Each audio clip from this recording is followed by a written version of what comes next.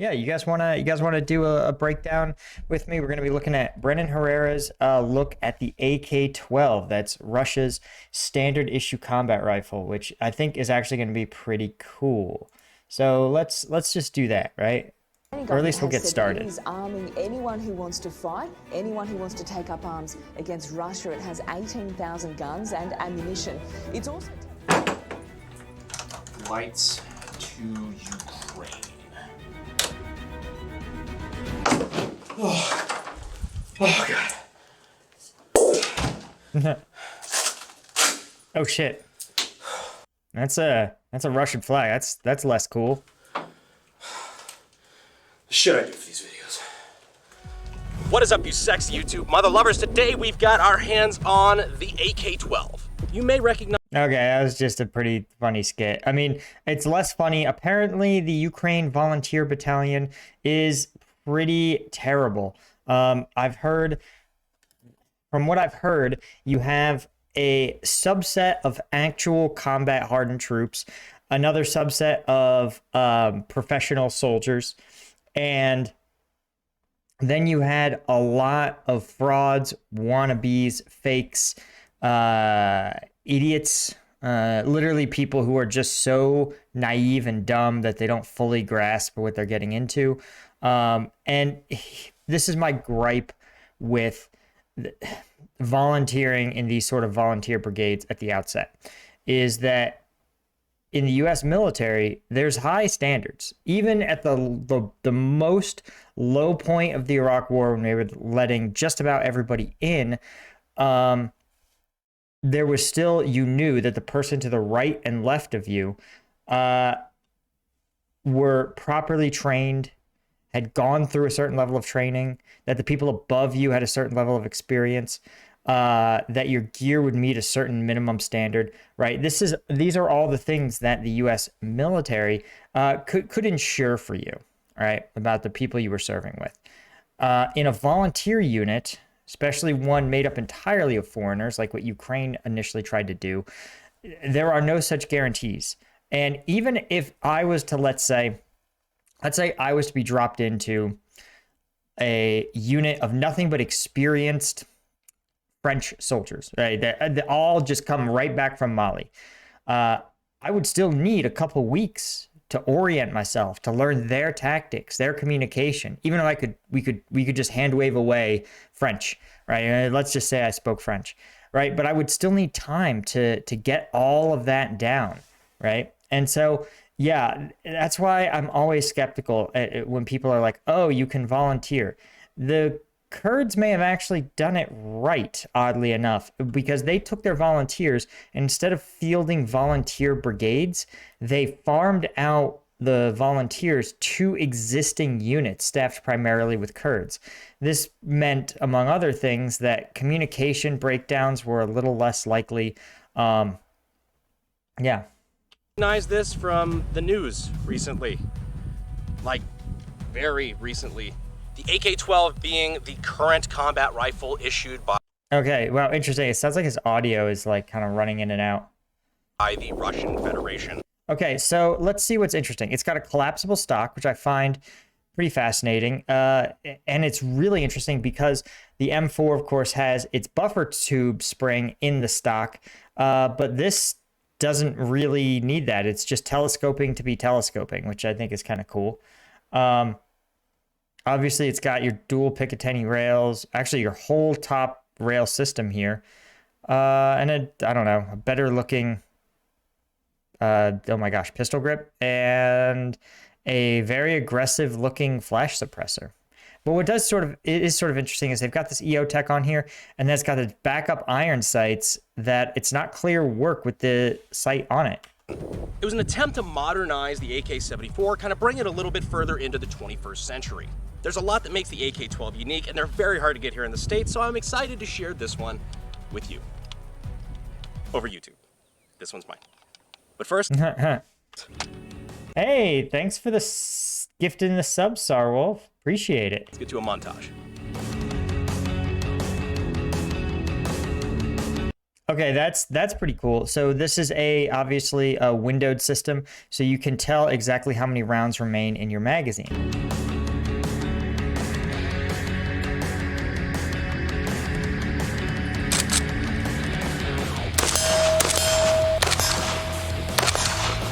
It's sort of depressing when it's like set to cool music, like, yeah, let's go. But we know that, in fact, as I've repeatedly said, the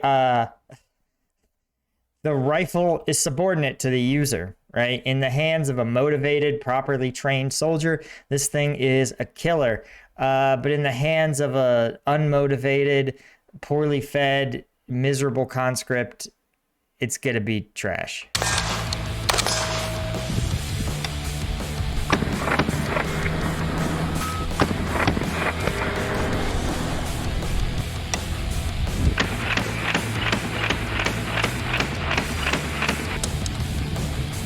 Oh, weird. Oh, it's telescoping and collapsible.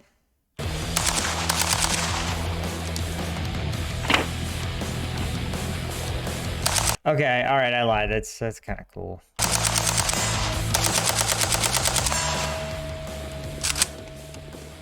Say what you will about the 12s. Can't say they're not fun. All right, so we're back here in the shop now. Time to talk about what is the AK-12 and what makes it special. These are incredibly hard to get here in the States, but clearly not impossible, so it's a nice opportunity to really go into the guts about how this thing works. But first, because these things are so hard to get and expensive, we'd like to thank our sponsor. All right, we're gonna... Today's sponsor is State of Survival. State of Survival is a... There you go. Now the AK... It's a mobile game. They should sponsor me if they want to be on my content. Also, they may be a competitor, perhaps, to future sponsors or something, so that's one of the reasons I skip over. 74M was an attempt at kind of modernizing the AK-74. The AK-12 is trying to modernize the AK-74M essentially, really kind of bring it up to speed. The whole AK-12 project had a lot of interesting fruits that came out of it, one of which being this magazine. Very, I guess, different and noticeable magazine compared to other AKs. So it's a steel reinforced polymer and it has these little window slits here with magazine round counts there. So the way that you can see that is when we push this follower down, there's this little glow-in-the-dark paint on the follower that tells you where your round count is at. Oh, that's interesting. That's glow-in-the-dark. That's a nice touch. Yeah, it would be nice if it hadn't all been, sold out from under the troops. So if it's lined up on the 30 there, then you have a full magazine. And if it's all the way up here and you can't see it, you're in trouble. Now we'll notice we don't have a front sight block here. That's because while we do have a block here that's designated for retaining the muzzle device up here, which actually is a pretty good muzzle device, works fairly well. Kind of looks like a more aggressive breacher version of the typical 74 break. Zaroff is asking, how many MREs did I buy from the troops? Russian MREs, I only bought the one, but I noticed the price has increased slightly, which tells me that perhaps I've driven a bit of demand. That would warm my heart if that were true. We have a gas block front sight block combo here, meaning that the gas... If I were more entrepreneurial, I would put an affiliate link down below, but it's not clear that Amazon still runs an affiliate program. Block also houses the front sight block. Now that front sight here is complemented by this rear sight in the back. We've got a little peephole stun. Oh, weird. They also changed it. It's a peephole sight. Okay, that's pretty wild. So the old AK had this notched sight that was hard to get a really good line on. So going over to a peephole sight means that there's a smaller margin for error, right? Because this diameter is smaller. Style take on the typical AK sight. But we are running an EOTech on top for the purposes of this video, because you know what? If you're going to put this much time and effort into having an optics ready AK, like the AK-12, why wouldn't you run optics on it? This aged so badly. Obviously, because as we've found, the Russians are all running iron sights. No one has an optic. Oh. Anyway, another thing you may notice right off the bat is that there's no rear sight block at all. In fact, they've kind of built that into the front trunnion here. As you see, this was kind of welded on here. That's not just ours. They pretty much all have that ugly ass weld on them for whatever reason. But this is all one piece. And this gas tube lever here, or at least what looks to be a gas tube lever, is actually the first step of our disassembly. So here's what's interesting. You may notice he doesn't really disassemble the weapons. And I suspect that may actually be a YouTube terms of service compliance thing, because basically, in order to prevent videos from people illegally modifying weapons, YouTube has said you cannot show any type of breakdown or weapon modification and still run ads. So therefore, I think he's probably trying to err on the side of caution and do no changes to the weapon whatsoever. We'll do that in a second. Now that I've been boring you with knowledge from a desk, time for your regularly scheduled ADD break, a White Claw penetration test. Okay, I was gonna say, if he starts chugging White Claw, like this is only YouTube would say, don't take apart your weapon to clean it, but you can totally drink on stream.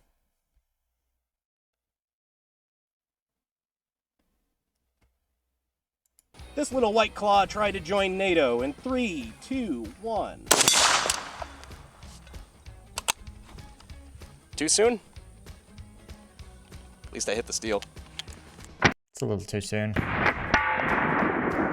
I can never tell how far away these shots are. It really looks like it could be extremely close. All right, well, now that the range smells like raspberry, did hit perfectly right up front. Got a nice big expansion here. These are obviously going to behave differently than water because White Claws are carbonated, so, you know, that energy that fizz is trying to get out rips to the front first. And there's our exit there. And then it continued on another 30 yards or so and hit the steel behind it. It's actually pretty cool that even though it went through, you know, a White Claw, which isn't much, but still could be enough to destabilize a long, slender bullet like that, still was stable enough to continue going and hit the steel. So someone asks, no one's going to be illegally modifying those old muskets. Well, I definitely showed how to install a butt pad on a Mosin in one video, and boy howdy did YouTube not care for that. Great success. All right, you back with me? Okay, cool. So this lever here, we're going to swivel this up and pull this never mind. out, which is going to allow us Let's see if this dust cover. it's a Type 0. Oh yeah, stiff. that's actually just true of all the AK dust covers. They're all just a pain like that. My microphone is no longer attached to my body. But yeah, now we have our dust cover here. So I'm going to put that over here. Whatever. So now we have our now convertible with the top down AK12. We're going to go ahead and take the recoil spring assembly out. Okay, this is slightly different. This is a more elevated buffer spring assembly. You can see it's a little different of a setup than a typical AK or AK-74. Recoil spring is a little different. It doesn't have that little plug there that sticks out of the dust cover because, of course, that's not how this one attaches. In fact, it has a spring-loaded system here in the rear, What's just so funny to me is that these weapons are so well designed, and the troops that use them are just so comically badly trained that it's sort of embarrassing. This little rod through here. But again, I also have a theory that many of the defense contractors in Russia are owned by oligarchs who have tremendous influence. And so they probably, yes, want a modernized AK style rifle, but more than that, I think they probably want lucrative weapons contracts, right? They are sort of infinite money printers, especially if you're talking about gear that always has to be upgraded and replaced over time. Hooks into the rear, on the rear trunnion here. Just keep dropping that. And then it secures up against these hooks where you lock it in on the front by the front trunnion here. And then it pushes through and you lock that down. Bolt carrier groove. It's an AK-74. It's an AK-74. Now, the vast majority of the kits that people get in the country have been kind of neutered because they were originally blank firing guns. That's the majority of the kits that you see being posted around. People get their hands on them, they have somebody build them up. You know, you may have like new US made receivers and things like that. Wow, that's crazy that they make specialty blank firing guns probably for training. And I'll say, yes, a blank firing can be fine. It can add a small element of realism to your training, but without feedback, without a sense of, you know, I shoot a blank, but I don't know if I've hit a target, it can be problematic. It doesn't really offer a ton to training, and it can be a huge pain, especially in this case, to manufacture a blank firing rifle. Of course, like what we have here, we have a U.S. made barrel and whatnot, because people can get their hands on kits, not really anymore, but obviously you can't like just bring receivers and barrels and things like that in. But a lot of even the front trunnions and bolts were neutered because again, they were built for blank fire. So some of them have been like kind of welded back up, but that's a little fucking sketchy. So yeah, this is one of the things you forget when you look at Khyber Pass or DIY firearms is that the ability of the internal mechanisms to take heat, pressure, repeated use is not an accident. This is the materials, the tempering of those materials is carefully selected to produce a professional level of firearm. When you have these weird homemade mom and pop machine shop mods or machine shop productions, you just are rolling the dice. You don't know how long that steel or what's hopefully steel is going to last, and you don't know how long it's going to hold up to the immense pressure of firing a round through it. And so the more modifications you find people making on the weapons, the worse off you generally are. We have this is like a Bulgarian front trunnion and a Bulgarian AK-74 bolt. As much luck as gun tubers seem to have with exploding guns, I'm good. I'll take any precaution that I can.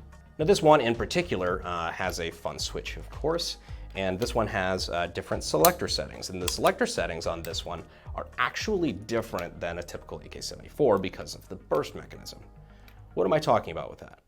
So here the selector on the AK-12 is a little different than our standard AK-74.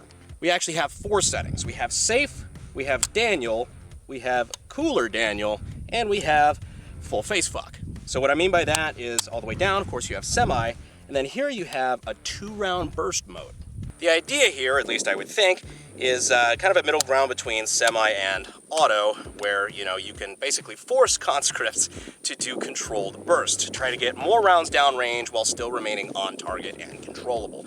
Yeah, this is why the U.S. in Vietnam went away from full auto, full stop. After Nam, they realized that conscripts with limited training often were throwing an insane volume of fire downrange, far in excess of what was necessary, running themselves out of ammo, and they realized they just wanted some sort of mechanism to produce higher volumes of fire, but still retain a level of accuracy. Hence, the 3-round burst mechanism was born. Now, why Russia would add a 2-round burst, but also have full auto is sort of beyond me. Then, of course, you've got, the fun setting. So all the way down, like I said, we've got our semi, then bump it up, and now we're gonna try some bursts. Okay, that's the other thing. Sometimes it likes to randomly do 3. Yeah, that's kind of weird. We have no idea why. Just like that.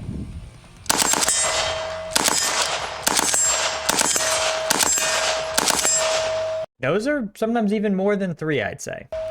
So it usually kind of works. Now, if for whatever reason, if Usually kind of works. That's the Russian military way. controlled bursts aren't enough, we have oh fuck mode.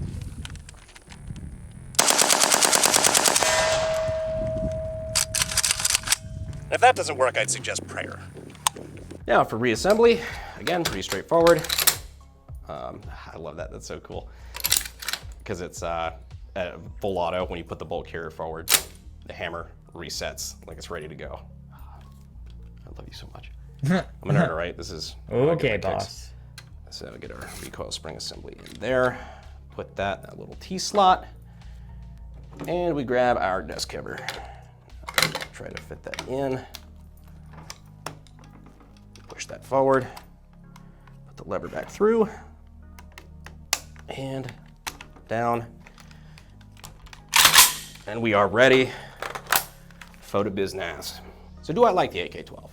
Yeah, I kind of do. There's a lot of things on it I don't like, and there's a lot of things that I think could have been easily Yeah.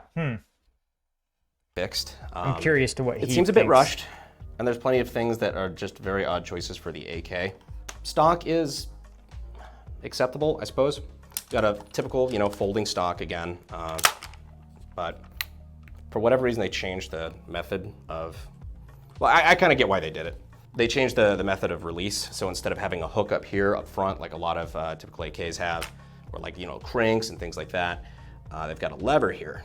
So you push down on the lever, and that releases the stock to be able to open back up, but the push button is the same as typical AK. Grip reminds me of one of those old, like, Fab Defense. Yeah, that seems kind of pointless. I mean, I get it. You want your rifle to be a little more compact for your paratroopers and stuff. But you could also, if you really were that concerned about length, cut off that massive, massive flash hider. Or CAA grips from back in the day. Not a big fan, but I mean, it works okay. There's nothing wrong with it. Just reminds me of cheap stuff. Handguards feel excessively cheap. These basically could have been... No, a Russian contractor cutting corners to make cheaper gear? No way. Like nicely nylon 3D printed or something. Probably don't hold zero very well as far as like if you're putting like a pack or something on this and you can actually physically just move it with your hand. It moves. I wouldn't trust this for much. It's perfect for like a foregrip or something, and I probably will end up putting a foregrip and whatnot on this. Cosmetically, this is not great, but that's a minor nitpick. I mean, it adds, it's like, do you care about the length of the rifle or not? Also, the gas tube rail system furniture handguards. Dude, that's an AK, man. It's just, that's how it is, right? I've seen enough mounting systems that just sort of suck. The trigger is pretty ass.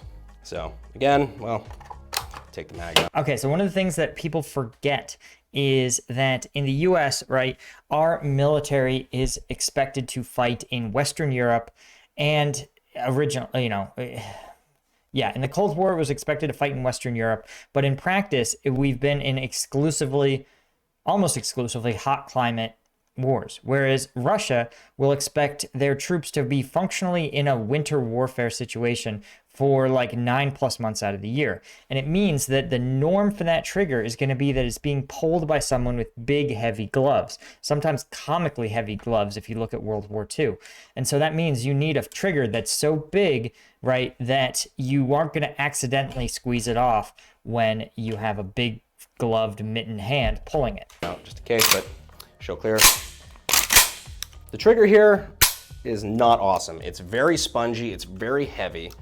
I wonder if the poor fit on the handguard furniture is a function of that cold weather resilience that the Russians need. The way I described it earlier, Like somehow tight tolerances, like looser tolerances won't get iced up as much maybe? when I was talking about it was, it's like you take a surplus AK trigger and somehow make it smoother yet worse.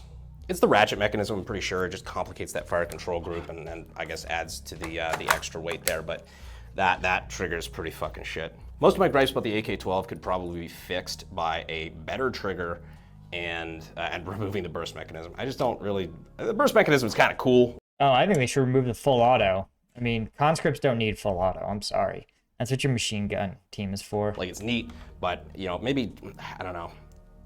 I'm trying to figure out a way to say this properly. Invest in training of your soldiers instead of making it conscript proof with the controlled bursts. It's not conscript proof if you already have a full auto setting. They're gonna panic and they're gonna slam that setting down. It just seems superfluous. I don't understand the need. So better trigger without the burst mechanism and a longer handguard. Barrel do be getting pretty hot, and it's honestly the AK-12 long handguards that I really want to get my hands on. Look hot as hell. Not in the burn your hand on the barrel way, but on the like sexy alert kind of way. But all in all, this is a really neat gun, and I'm glad to have it in my collection. It's really kind of cool because just to see the evolution of the AK. Because over here we have my Type 1. Okay, this is actually a pretty good comparison. This is pretty neat. It's like where we started. Yeah, I mean, there are a lot of differences, but what's fascinating is not that many. Other than this sight mechanism, yeah, they moved the front sight up. Very different sort of gas block, slightly different gas block kind of mechanism here. But yeah, it's just a testament, man, to sometimes if it ain't broke, don't fix it. But you look, it's funny how there's almost in the world like two universally acknowledged firearm designs, at least as far as UI, like user interface, right? You have the M4, M16 style, right? With a selector switch on the side. You have a inserted magazine, the sort of very narrow gas block that runs up through the handguards. And then you have the AK with a big wide gas block and, you know, the different bolt carrier group. And it's just so many, they've both sort of become these family trees that percolated down through the second half of the 20th century into the AK-74, AK-100s, AK-12s, and you know, the M16 going into the M4 and the H&K and Bren's and all these other ones. It's really fascinating. It also makes hybrid stuff like the Galil also fascinating because it seems to borrow from both. And where we are now, it's just really kind of cool to see the evolution of the Kalashnikov and where it's come, because, I mean, shit, the gun's been in service since the 40s. And it's been really cool to kind of just see all the evolutions of the design, from the Type 1 to the Type 2 to the Type 3, to the AKM, to the AK-74, to the AK-74M, to this. I mean, you wonder what's going to be the next revolution in individual weapons, right? There doesn't seem to be anyone moving away from magazine-fed, individual rounds, you know, semi-automatic, fully automatic, right? But it's going to take a change in how individual firearms are implemented and how individual fights happen. That change is going to have to drive new weapon designs. So like I think about like pre-World War II, right? You were talking about static charges. You were talking about individuals engaging at like 1,000 meters plus, massed formations. And so you had these bolt action rifles with hugely powerful rounds. And then as combat changed, the assault rifle became the default by the 70s. It's just really neat, and you know, it's part of what makes guns like this cool. And that's all I've got to say about that. All right, guys, that was pretty cool. Let's watch him shoot this a little bit.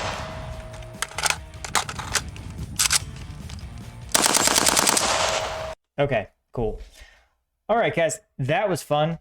Let's see. Any questions you guys have about the AK-12 or whatever? Or about what we just watched? Or just general purpose questions for me? Yeah, I don't know what the future is going to look like as far as firearms go, right? Like, it's tough to know. It's going to have to be either a change to how wars are fundamentally fought, like the distances they fight, or it's going to have to be a change to technology. Some technology is going to make this stuff unfeasible, right? Something else, maybe my only thought would be some sort of computer assisted aiming mechanism, some sort of smart gun of some kind. That seems like it could potentially do it. Yeah, some sort of smart gun, right? I think is gonna be right. So I said no, it was supposed to be my pentakill. Why did you that to me? I killed, I know, 1, 2, 3 for champions.